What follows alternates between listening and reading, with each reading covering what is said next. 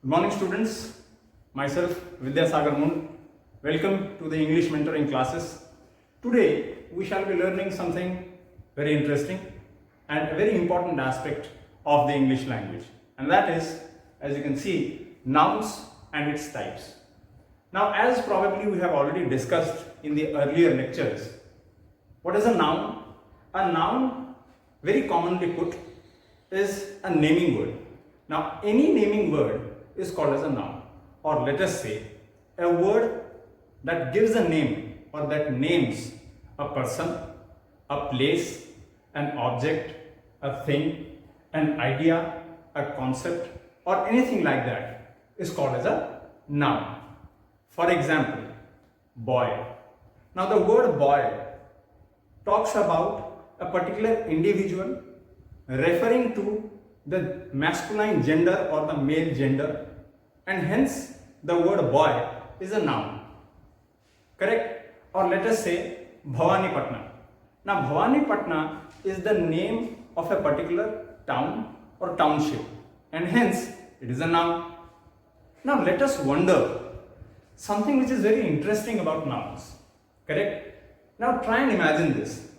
In all the languages that are spoken across this beautiful world, if we try to understand or if we try to imagine the various kinds of languages that are spoken in the world, we will be obviously surprised to see that, let us take for example a particular word like a boy.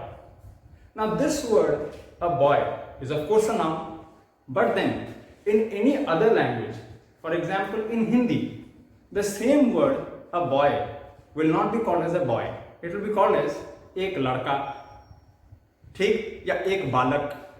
Now in Odia, obviously it will not be called as a ladka, ek ladka, या एक बालक, या a boy. It will be called as gotiye balako. Correct? Now, what I'm trying to tell you, languages are different, but the mode of expression with respect to the meaning of something that we are talking about is always the same.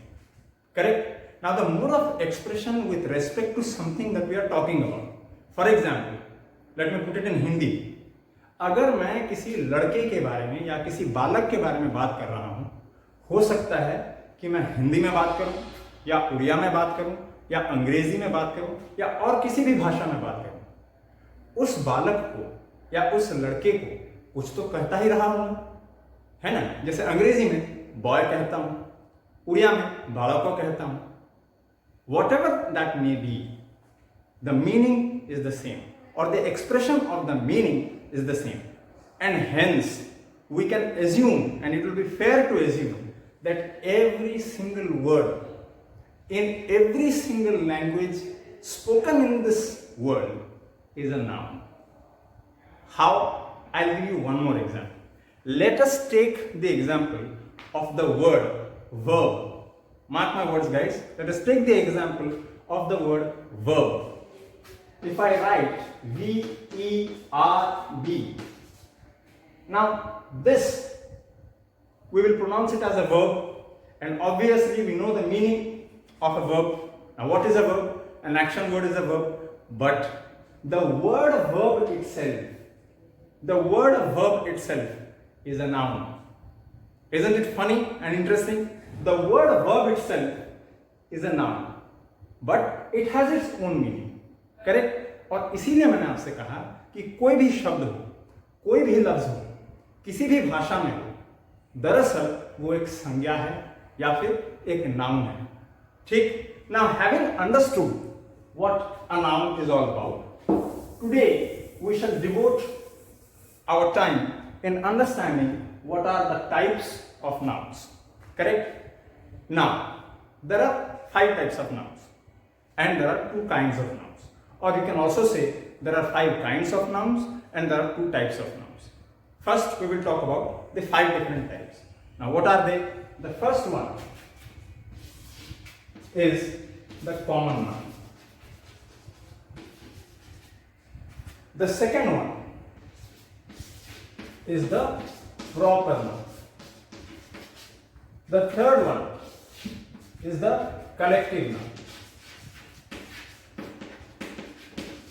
The fourth one, the material noun.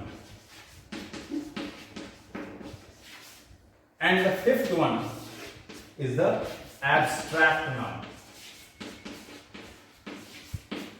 Not necessarily in that order. It can be collective and material and abstract and then common and then proper. Any which order that you might like. एक चीज ध्यान रखना, this word, the abstract noun, please pronounce it correctly. It is abstract. Abstract. A-B-S-T-R-A-C-T. So, abstract noun. Now, we will be talking about what are these different types of nouns and what do they mean or what do they represent. Now, the very first one, the common noun. Correct? Now, let me just wipe the rest while I describe about one particular type.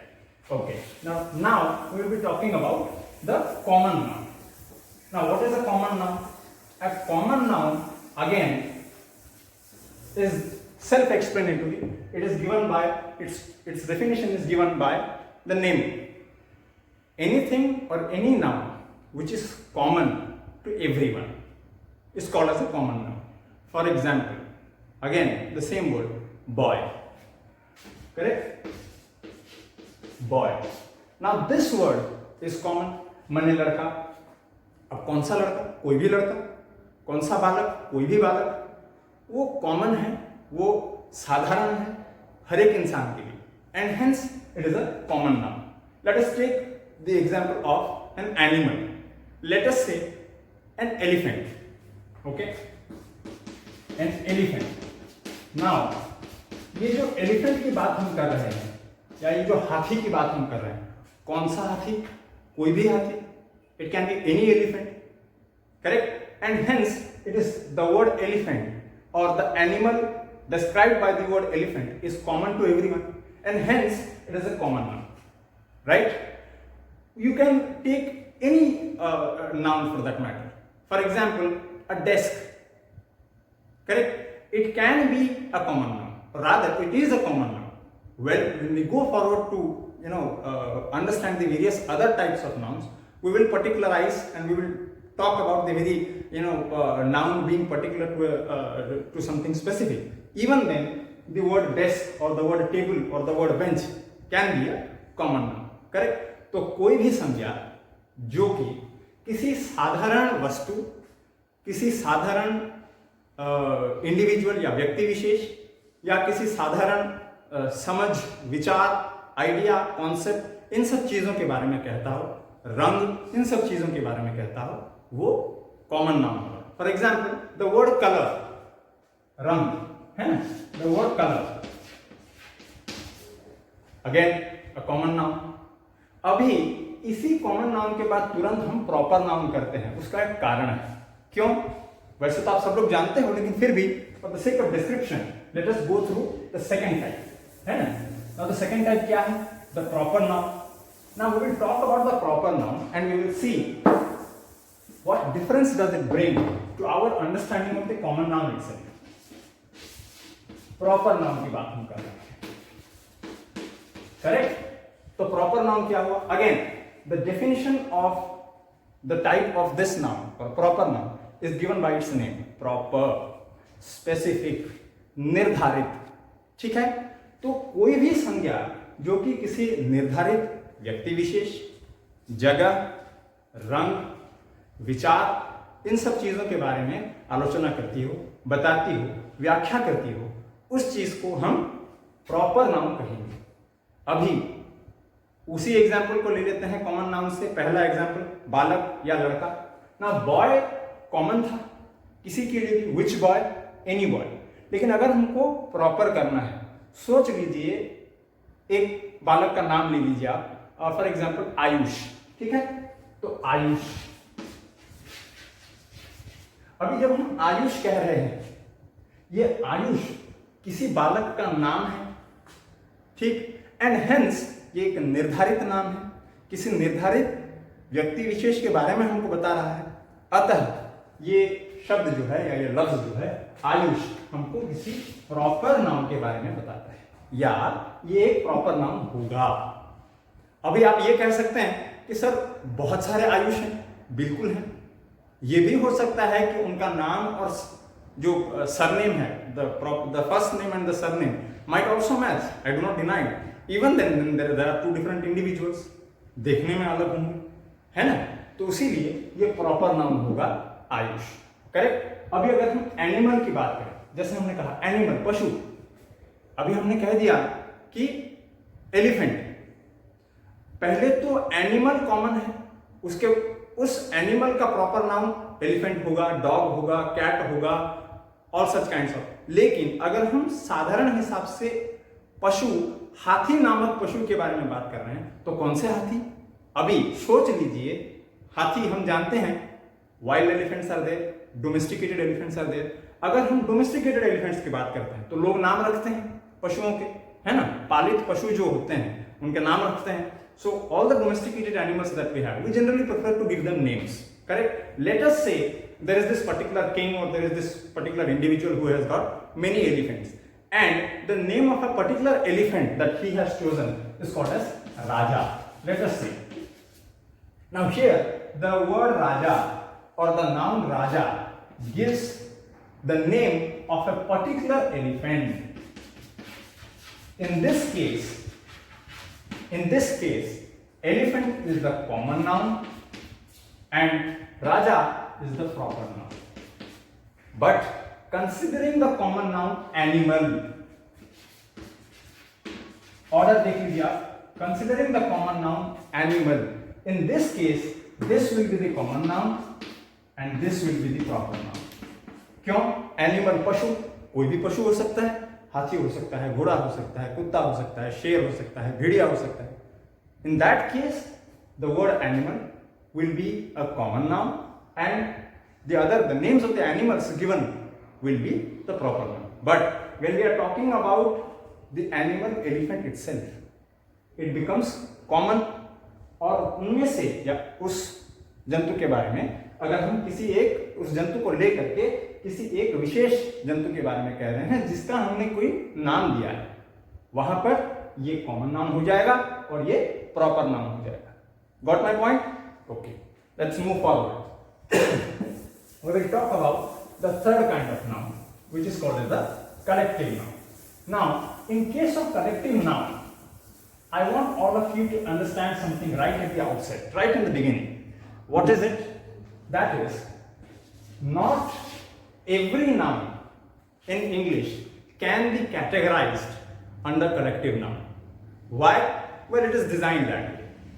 है ना? जितना ज्यादा हम आगे पढ़ेंगे, जितना ज्यादा अभ्यास करेंगे, उतना ज्यादा हम समझ पाएंगे. अभी collective noun. Now, when we are talking about collective noun, correct? Now, please understand this. Collective, again, the name itself, the name of the noun itself is self-explanatory or explains the definition of this kind of noun. And what is it? Any noun which talks about a collection of individuals, animals, things, objects, colors, so on and so forth, is called as a collective noun. For example, आप ही लोगों को ले लेते हैं. Generally हम कहते हैं बच्चों कैसे हो, how are you students. The students या बच्चे या छात्र, ये जो हैं ये क्या होगा, बहुत सारे हैं. अभी इन लोगों को मैं कहूंगा कि एक क्लास में कितने बच्चे हैं. 11वीं क्लास के लड़कों के कक्षा में 40 बच्चे हैं. तो जो कक्षा मैं कहूंगा, क्लास, वो कलेक्टिव नाउन हो जाएगा. क्यों? क्योंकि वो बच्चों के बारे में कह रहा है, छात्र या छात्रियों के बारे में कह रहा है, and hence it will become a collective noun. Correct? Like I took the example of students. Let's begin by talking about that. Students. Correct? Now, of course, this is a common noun and the plural form s लगा है तो एक से ज्यादा है, बहुवचन है. So students, ये तो कॉमन नाउन हुआ. लेकिन इसका प्रॉपर नाउन, इसका कलेक्टिव नाउन क्या होगा? ये हुआ कॉमन नाउन. ठीक, इसका कलेक्टिव नाउन क्या होगा? क्लास. उसके बाद हमको कुछ लिखना पड़ेगा. Of students, a class of students. So ये कलेक्टिव नाउन हुआ, और ये या फिर ये कॉमन नाउन हुआ। ठीक, नाउ द कॉमन नाउन साधारण संज्ञा जो है स्टूडेंट्स हुआ, और क्योंकि हम स्टूडेंट्स को लेकर के किसी एक समूह के बारे में बात कर रहे हैं, जिस समूह को हमने एक नाम दिया है कक्षा, class, and hence this will be the collective noun of the common noun students. ठीक, पशुओं की बात करते हैं, generally very commonly popularly Lions, शेर। ठीक, उसी तरह लायंस कॉमन नाउन है। अब इसका कलेक्टिव नाउन क्या होगा? A pride of lions, a pride of lions, and hence pride will be the collective noun, lions will be the common noun. Correct. ऐसे बहुत सारे कलेक्टिव नाउन्स हैं, लेकिन जैसे कि मैंने शुरुआत में ही आपसे कहा था, every noun does not have a collective noun associated with it, necessarily because not every noun in the English language, particularly not every noun in the English language carries a plural form. क्यों? वो हम आगे चल करके समझेंगे जब हम kinds के बारे में पढ़ेंगे, काउंटेबल, अनकाउंटेबल, और यहाँ पर एब्स्ट्रैक्ट के बारे में भी पढ़ेंगे। उस जगह पर प्लोरलाइज जनरली किया नहीं होता है या किया नहीं जाता है, और उसी कारणवश हर एक नाउन जो है, जितनी भी संज्ञा है, वो सब कोई कलेक्टिव नाउन के साथ एसोसिएट नहीं होते। ठीक है, alright, let's move forward. Now what will be the fourth kind of noun? The fourth kind of noun, as we discussed in the beginning, will be the material, है ना, the material noun. Now when we are talking about material, okay, again the definition of this kind of noun is given by the name itself. Now what do you mean by material? The word material itself is derived from the English word matter. Matter पदार्थ है ना, तो कोई भी पदार्थ की बात आप करिए, लकड़ी, सोना, लोहा, चांदी, पीतल, तांबा, ये सारे के सारे मैटर हैं, और उसी लिए जब उनके बारे में लेकर के हम किसी संज्ञा का नाम लेते हैं, वो मटीरियल नाम बन जाता है। Now when we talk about a particular noun specific to such a kind of a matter or material, it becomes a material noun. For example, gold, silver, iron, etc. so on and so forth. ये सारी चीजें material noun के अंदर आएंगी। क्यों?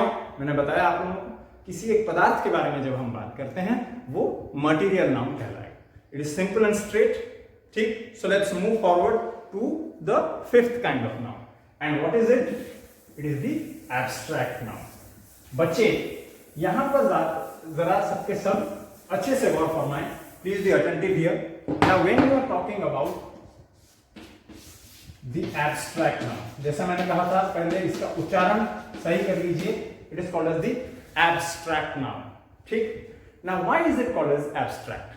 Again, first we need to understand the meaning of the word abstract. The meaning of the word abstract means vague, V-A-G-U-E, vague. vague माने जो आसानी से समझ में ना आए या फिर थोड़ा सा कंफ्यूजिंग हो। तो abstract क्या होगा? अगर उसको हम लिटरल सेंस में लें, है ना, तो एब्स्ट्रैक्ट किस चीज को कहा जाएगा? Something which is not acknowledged और आइडेंटिफाइड और registered by any of our 5 senses. जो हमारे पंच इंद्रिय हैं, अगर कोई ऐसी चीज के बारे में हम बात कर रहे हैं जिस चीज को लेकर के हमारे पंच इंद्रिय कुछ हमको बता नहीं पाएंगे, उसको हम एब्स्ट्रैक्ट कहेंगे या एब्स्ट्रैक्ट नाउन कहेंगे। For example, dream, let us take this word dream, सपना या ख्वाब, है ना। तो जब हम कहते हैं कि अरे भाई मैंने कल रात एक बहुत खूबसूरत या सुंदर सपना देखा, बहुत बढ़िया सा ख्वाब देखा कि क्या बढ़िया वातावरण है, मैं बैठ करके दोस्तों के साथ बिरयानी खा रहा हूं, एंजॉय कर रहा हूं। तो ये जो सपना आपने देखा, हम कहते क्या है कि हमने सपना देखा, लेकिन अगर कोई आपसे कहता है कि मुझे दिखाओ भाई तुम्हारा सपना, तो दिखा पाएंगे? नहीं ना। देखता कौन सा इंद्रिय है? आंखें। लेकिन हम सपना शायद देखते हैं मन में या कहां, तो पता नहीं, I can not describe it to you, but then हम कहते जरूर हैं कि मैंने सपना देखा है कि नहीं। For example the word idea,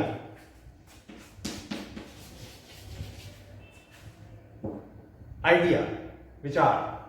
अगर हम विचार के बारे में कह रहे हैं, alright I have a good idea, now what is the good idea? If someone asks you show me the idea, you can not show the idea, correct? Can you touch the idea? No you can not. Can you smell the idea? No you can not. Can you hear about the idea? No you can not. Now अगर ये सारी चीजें या फिर जो कोई भी बात, जो कोई भी चीज, जिस किसी के भी बारे में हम बात कर रहे हैं, अगर हमारे पंच इंद्रियों से हम उसको उसके बारे में बता नहीं सकते, उसका उल्लेख नहीं कर सकते, एक्सप्लेन नहीं कर सकते, तो वो एब्स्ट्रैक्ट नाउन में आएगा। Got my point? Now the abstract noun is very very important. क्यों?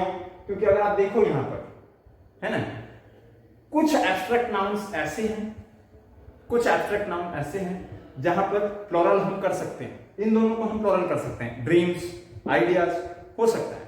कुछ एब्स्ट्रैक्ट नाउन ऐसे भी होते हैं जिनको हम प्लूरल नहीं कर सकते, ठीक? End of course one more thing is very very important in the understanding of abstract noun. What is it? N abstract noun is by default N uncountable noun. N abstract noun is by default N uncountable noun. आप एक abstract noun को गिन नहीं सकते. ये और बात है कि हम कभी कभार इसके साथ एस जोड़ करके या ई एस जोड़ करके इसको बहुवचन का रूप देते जरूर है, प्लूरल का रूप देते जरूर है, but we cannot count an abstract noun and hence an abstract noun is automatically an uncountable noun. But the vice versa is not true. The vice versa is not true. That means every abstract noun is an uncountable noun, but every uncountable noun is not necessarily an abstract noun. Got my point? सारे जो abstract nouns होते हैं वो uncountable nouns भी होते हैं, लेकिन सारे जो uncountable nouns होते हैं वो सभी के सब abstract nouns हों कोई जरूरत नहीं. समझ में आई बात? Now, what are the different types of nouns that we were talking about? Number one, we talked about the common noun. The second, we talked about the proper noun. The third, we talked about the collective noun. Fourth, material noun. And lastly, we spoke about the abstract noun. These are very, very important, my dear kids, because in the next step, what we will do is we will talk about something called as conversion of nouns या फिर conversion of parts of speech. जैसे कि we will take a verb, एक verb लेंगे और उस verb को लेकर के हम एक abstract noun बनाएंगे, या उस verb का एक abstract noun बनाएंगे, या फिर एक adjective है उस adjective का हम एक abstract noun बनाएंगे, या फिर एक common noun है उस common noun का हम एक abstract noun बनाएंगे, so on and so forth. बहुत सारे combinations और permutations हैं. We will do that exercise. Now the first thing is, your task is, of course you know about these types of nouns, but then try to frame or try to give as many examples as possible with respect to each of these 5 different types of nouns. समझ में आएगा? जितना ज्यादा आप इनके बारे में उदाहरण देना चाहेंगे या उदाहरण देने की कोशिश करेंगे, उतनी हमारी भाषा को लेकर के जो हमारी समझ है, भाषा की शैली को लेकर के जो हमारी समझ है, उसमें उन्नति होगी, उसमें प्रगति होगी. ठीक? Now we will talk about the 2 kinds of nouns as well. And what are they? We all know the countable and the uncountable nouns. है ना? काउंटेबल नाउन्स और uncountable nouns. I use a different colour of a chalk for better understanding. Now, what is the first kind of noun? The countable noun. Correct? The countable noun. Very simple, very straight. Any noun which can be counted, जिसको हम गिन सकते हैं, 1 2 3 4 5 संख्या में बता सकते हैं, उनको हम countable noun कहेंगे. अभी please make it very very clear. A countable noun can be a common noun. Obviously, think about it. मैं आपको बता नहीं रहा हूं, आपको सोचने पे मजबूर कर रहा हूं। ये जो काउंटेबल नाउन है वो कॉमन नाउन हो सकता है, प्रॉपर नाउन हो सकता है क्या, ये मैं आप पे छोड़ता हूं, आप मुझे बताएंगे एक्सरसाइज के माध्यम से। ठीक। तीसरा, कलेक्टिव नाउन हो सकता है क्या, मटीरियल नाउन हो सकता है क्या, एब्स्ट्रैक्ट नाउन मैंने बोल ही दिया है पहले से ही कि all abstract nouns are uncountable nouns. तो सीधी बात है, काउंटेबल नाउन में तो एब्स्ट्रैक्ट नाउन आएंगे ही नहीं, है ना। Got my point? Now, any noun which can be counted is a countable noun. For example, boy, girl, pencil, board, so on and so forth. ये सारे के सारे काउंटेबल नाउन्स में आएंगे, ठीक, जिनको हम गिन सकते हैं। A simple task for you. Tell me, मैं 2 लफ्ज लिखूंगा, मुझे आप बताएंगे एक्सरसाइज के माध्यम से कि ये काउंटेबल नाउन में आएगा या अनकाउंटेबल नाउन में आएगा, और उसका कारण भी बताएंगे। Whether, now let us say you assume that this particular word belongs to a countable noun, you will have to tell me why is it a countable noun. ठीक, 2 लफ्ज में लिख रहा हूं, स्टार और एक वर्ड क्या है, हेयर। ठीक, देखिए यहां पर हम स्टार्स भी लिख सकते हैं, हेयर्स भी लिख सकते हैं, समझ में आइए। लेकिन इन दोनों में कौन सा काउंटेबल है और कौन सा अनकाउंटेबल है, ये आप लोग मुझे एक्सरसाइज में बताएंगे। और आखिर में the uncountable noun, very very simple बच्चे। अनकाउंटेबल नाउन क्या होगा? N uncountable noun is a kind of a noun which cannot be counted. An uncountable noun is a kind of a noun which cannot be counted. पहले ही मैंने क्या कहा था, और abstract nouns और अनकाउंटेबल नाउन्स, सीधी बात है ना। तो आपका ये भी काम बनता है कि आप पहले निकालेंगे कि कौन से नाउन्स अनकाउंटेबल नाउन्स होंगे। मैं एक एग्जांपल आपको दे देता हूं, शुगर, चीनी, शक्कर, वो अनकाउंटेबल है। क्यों? क्योंकि आप उसे गिन नहीं सकते, लेकिन उसको लेकर के और कुछ कर जरूर सकते हैं। वो क्या है, आप वो मुझे बताएंगे, मैं नहीं बताऊंगा, आप मुझे बताएंगे एक्सरसाइज के माध्यम से।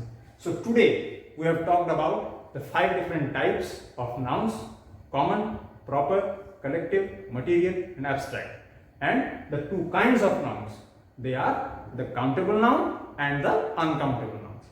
Now what is your task? Your task is to understand the different types and kinds of nouns, and at the same time write as many examples as possible with respect to each of them.